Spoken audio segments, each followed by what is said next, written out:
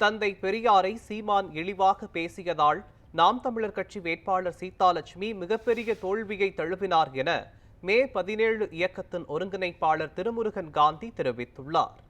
சென்னையில் செய்தியாளர்களுக்கு பேட்டியளித்த அவர், இந்துத்துவ அமைப்புகள் இஸ்லாமியர்களுக்கு எதிராக செயல்பட்டால் இடதுசாரி அமைப்புகள் அனைவரும் ஒன்றிணைந்து அவர்களுக்கு துணையாக நிற்கும் என கூறினார். சீமான் பெரியார் குறித்து அவதூறாக பேசியதால் வாக்கு விகிதம் குறைந்துள்ளதாக குறிப்பிட்டார். சீமான் அவர்களுடைய வேட்பாளர் ஒரு மிகப்பெரிய தோல்வியை தழுவியிருக்கின்றார். அவர் அதை மட்டும் சொல்லவில்லை, பெரியாருக்கு ஆதரவாக இங்கெல்லாம் வாக்குகள் கிடைக்காதெல்லாம் என்றெல்லாம் அவர் பேசி வந்தார். பெரியார் சிலையை உடைப்பேன் என்று தொகுதியிலே அவர் கட்சிக்காரர்கள் பேசினார்கள். பெரியாருடைய படங்களை கிழித்தார்கள். அங்கே பரப்புரை செய்தவர்கள் மீது வன்முறை ஏவினார்கள். இத்தனை செய்தும் கூட பெரிய விகிதத்தில் அவர்களால் வாக்குகளை வாங்க முடியவில்லை.